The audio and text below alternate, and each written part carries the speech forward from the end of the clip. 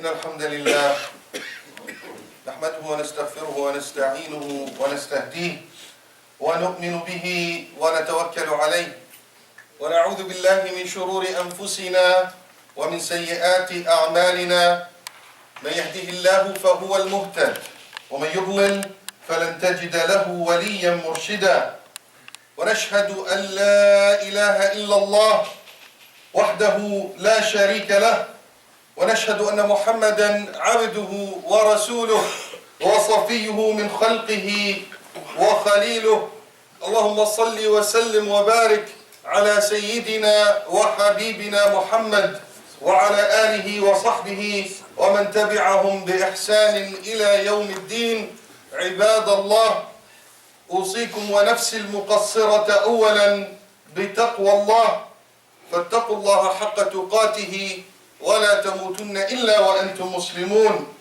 ثم أما بعد.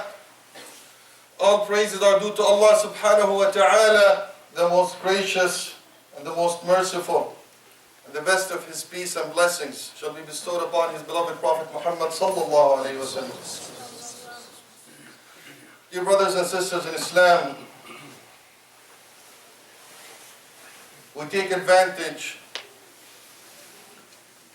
in this holiday where we have the maximum number of Muslims being able to attend Salat al-Jum'ah. It's a great blessing from Allah subhanahu wa ta'ala for us as a community to be able to exercise our faith safely and comfortably. But we also need to know that every Jum'ah should be like this Jum'ah. It is unfortunate that it's sometimes very difficult for many of us to keep Salat al-Jum'ah with work and the kind of commitments we have. And we all need to work hard to make it easier on all of us.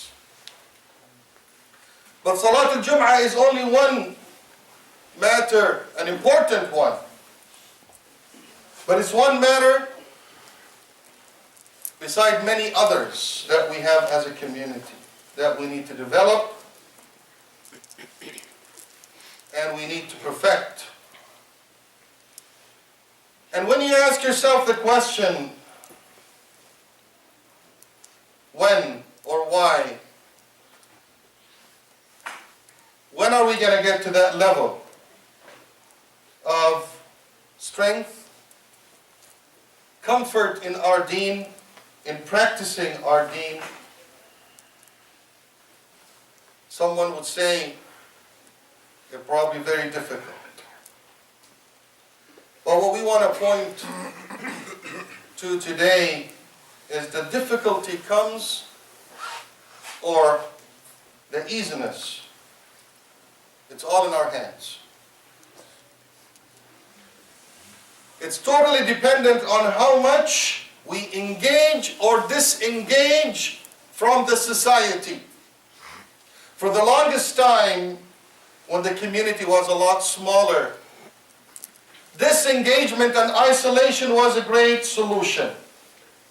Because a lot of us would think, if I want to protect my identity, I want to protect the identity of my children, the best thing to do is close the doors. Stay at home. Disengage. Do not interact. Because my kids may lose their deen, because I may lose my deen, because I may be exposed to situations where I have to compromise my deen. We started disengaging socially. We started disengaging academically. We started disengaging, we probably never got engaged, politically.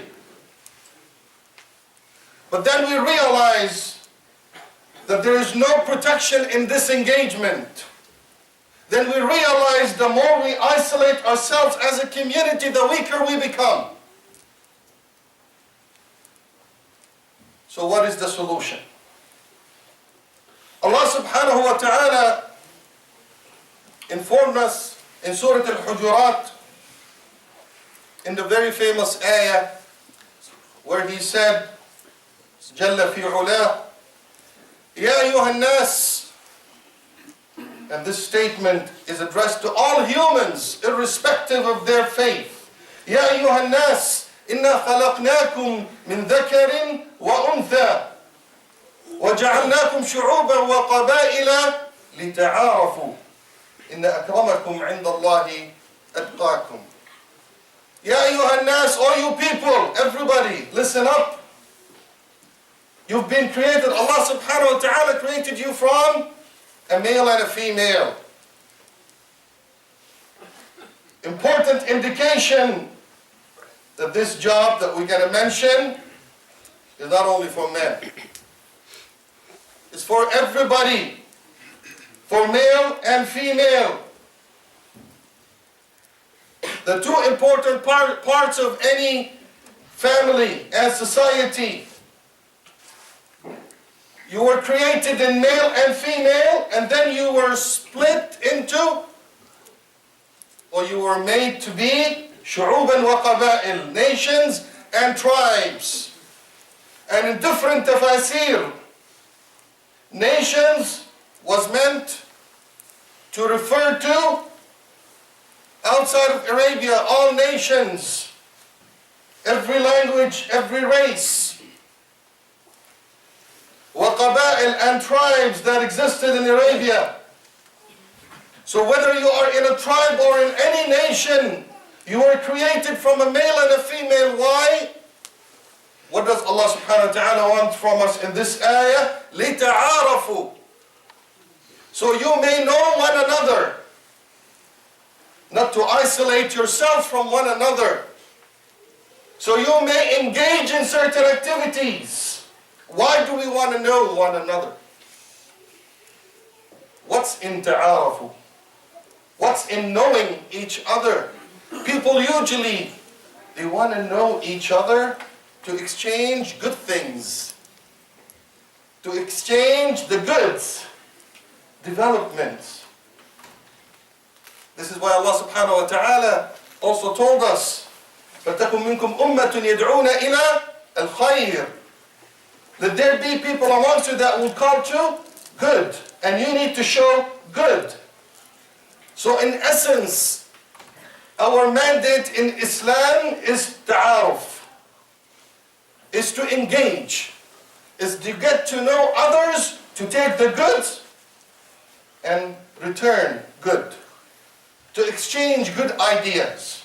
To exchange good qualities. To exchange good manners.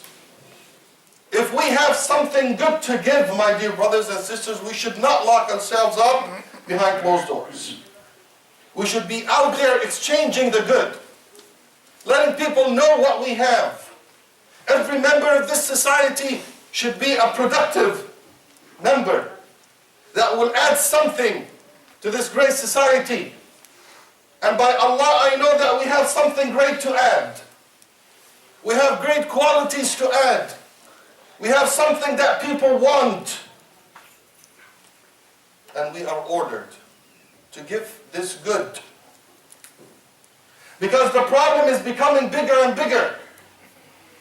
A lot of our youth, after graduating, they're intimidated by the idea of working for big companies because they have events that are haram.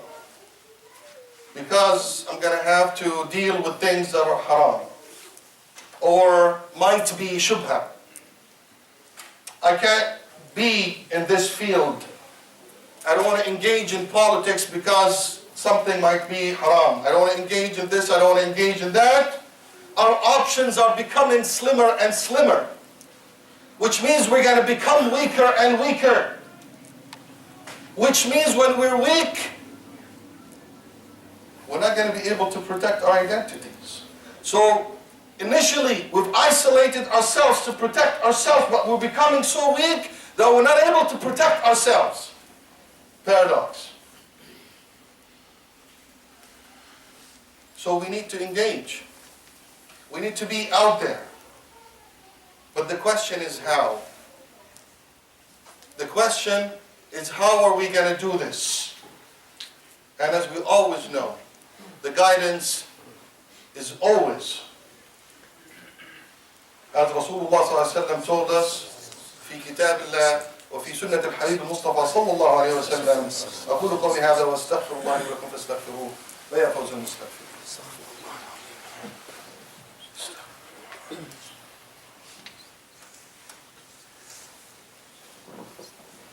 بسم الله والحمد لله والصلاة والسلام على رسول الله.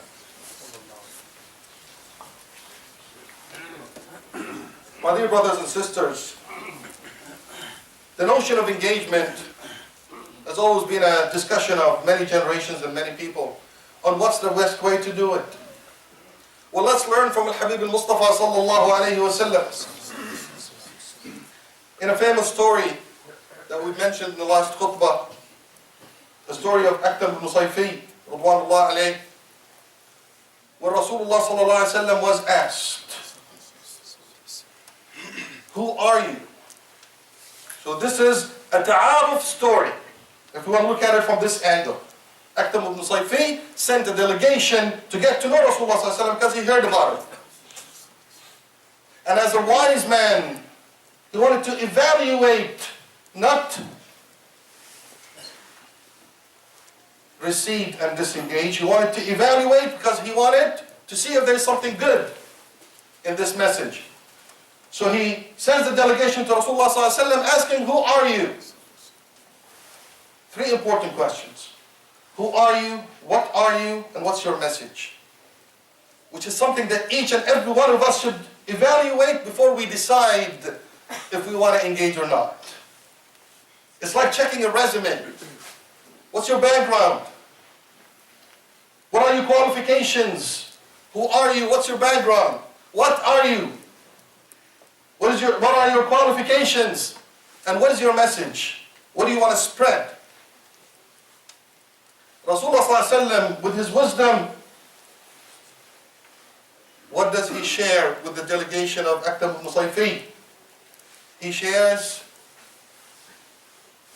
the following qualities in the following ayah, where he said, إن الله يأمر بالعدل والإحسان وإيتاء ذي القربى وينهى عن الفحشاء والمنكر والبغي يعظكم لعلكم تذكرون. We're going to look at this ayah today from a different angle. He shares with this great man, the king of his tribe, what could be an added value to their relationship. He shares what goods we have to bring to the table. He tells them that Allah subhanahu wa ta'ala is ordering us, and this is our message, to establish justice. And Allah subhanahu wa ta'ala is ordering us to always seek perfection. Al-ihsan, the best of the best in everything you do. And Allah subhanahu wa ta'ala is ordering us إِيتَاءِ ذِي الْقُرْبَى. إِيتَاء ذِي الْقُرْبَى means you're giving the people that are closer to you. You're giving what? You're giving everything you can give.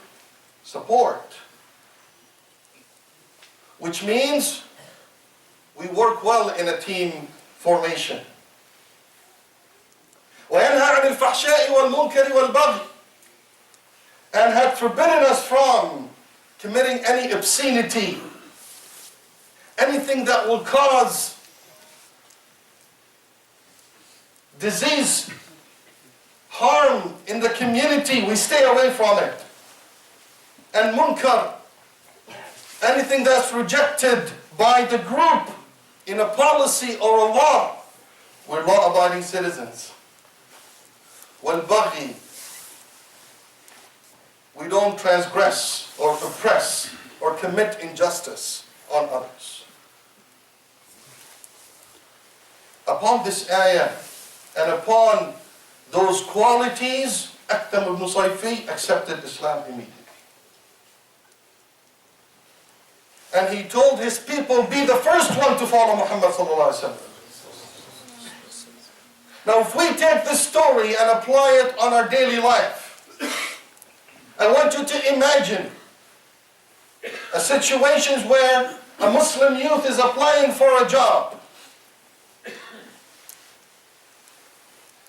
where there are a couple of hundreds candidates, but the Muslim youth by the name of Muhammad at the beginning of the interview would think, do I stand a chance of getting this job? As soon as they see my resume and they see Muhammad, they would say, we don't want a terrorist in our organization. Unfortunately, this is reality. This is how some people think. As soon as they say Muhammad, they say, I don't want trouble in my company.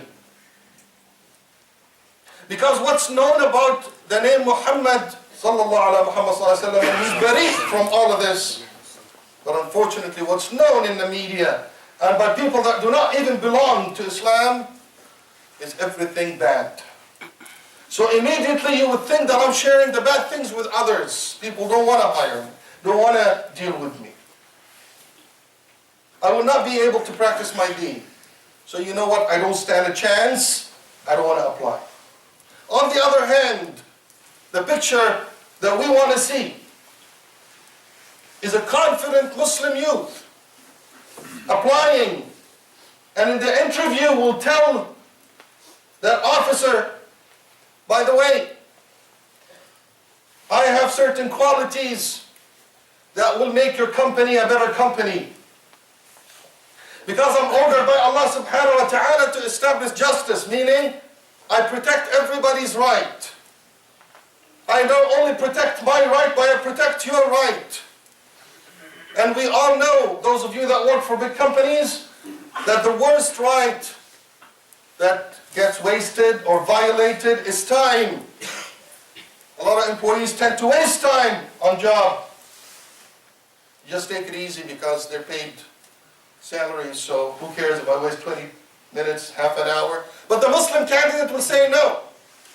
I will protect your right. I will respect the time that I'm in the office because I'm ordered by my deen to be just.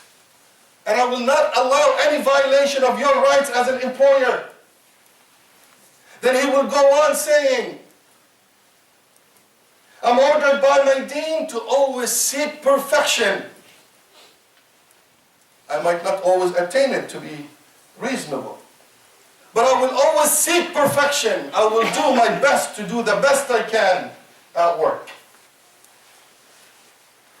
I'm ordered by my deen in إيتاء ذي القربى, meaning I will always be at my best with my colleagues. I am the best in group dynamics because I will respect everybody around me and I will help everybody around me. What I'm mentioning here, my dear brothers and sisters, are major problems in big companies. Internal conflicts and group politics, they hinder the progress of any company. So when a Muslim candidate comes along and says, by the way, I'm a great team player, because this is what my faith is telling me to do, I am going to solve this problem for you. Moreover, no fahsha for me, because I was ordered to stay away from fahsha, no obscenity, no sexual harassment, no crossing borders. We don't do that. No munkar, meaning I respect company policies and regulations. Not because you told me, because my deen tells me to do this. No transgression. Will not commit any kind of injustice towards my colleagues. This sounds like a dream. This sounds like a perfect employee that every company will strive for, that every company will wish to have those qualities in their employees. Imagine if we all start putting this in our resumes. Our youth that are hitting the job, the market right now, will be the most wanted, but not most wanted behind bars. The most wanted on job sites. Because they're the ones that's going to increase the productivity of any operation. Whether it's a company, whether it's in politics, whether it's in the healthcare, private sector, public sector, education. These are the qualities that us Muslims can bring to the table. And this is the added value, this is a value proposition to the world. We can make a difference. We can increase productivity. And with increasing productivity for the private sector means more profits. So do you think, if the management knows that by hiring Muhammad and Abdullah and Ahmed and Umar, my productivity is going to go up and my profitability is going to go up, would they think twice about it? Would they start seeking every Muslim name and say, let me see those Muslim candidates first? Mr. HR manager, give me all the Muslim candidates first, because they have qualities that I want. They're going to make things better. And this is, my dear brothers and sisters, how we engage. Knowing what we have, knowing our qualities, and presenting our qualities and living our qualities is what's going to get the whole world seeking a ta'aruf with us. they would want to know us and work with us. Why? Because everybody looks for benefits. And as we said, everybody wants to stay away from harm. And this is the common. This is the commonality between humanity. We want benefit. You give me benefit, you're welcome. But don't harm me. And it's legitimate. Are we presenting ourselves as an added value to our communities? Are we presenting ourselves as an added value to our country? Are we presenting ourselves as an added value to our companies, to our schools, wherever we are?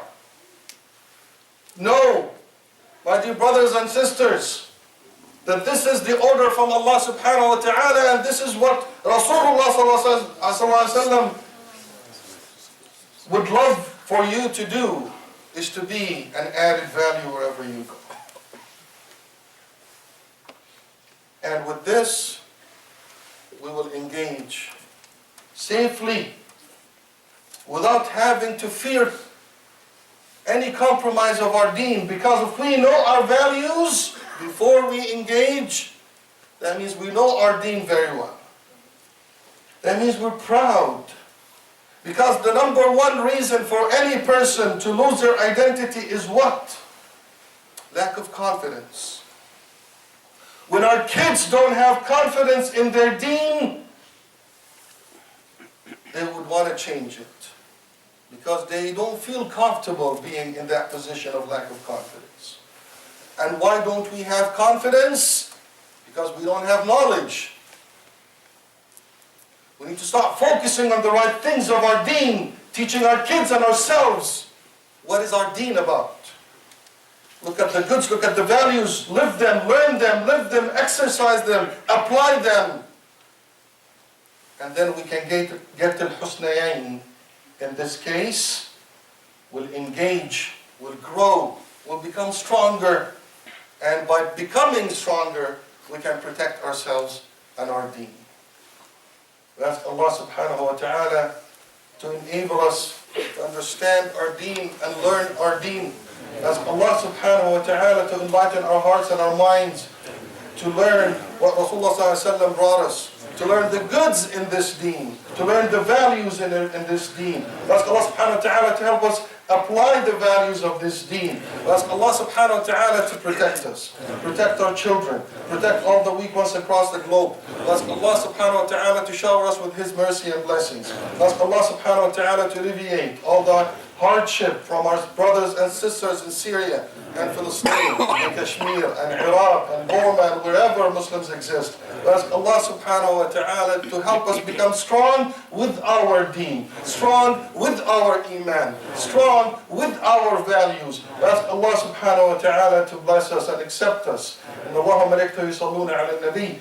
يا أيها الذين آمنوا صلوا عليه وسلموا تسليما اللهم صل وسلم وبارك على سيدنا وحبيبنا محمد وعلى آله وصحبه أجمعين اللهم صل عليه في الأولين وصل عليه في الآخرين وصل عليه في الملأ الأعلى يوم الدين إن الله يأمركم بالعدل والإحسان وإيتاء ذي القربى وينهى عن الفحشاء والمنكر والبغي يعظكم لعلكم تذكرون فاذكروا الله يذكركم واستغفروه يغفر لكم والله يعلم ما تصنعون.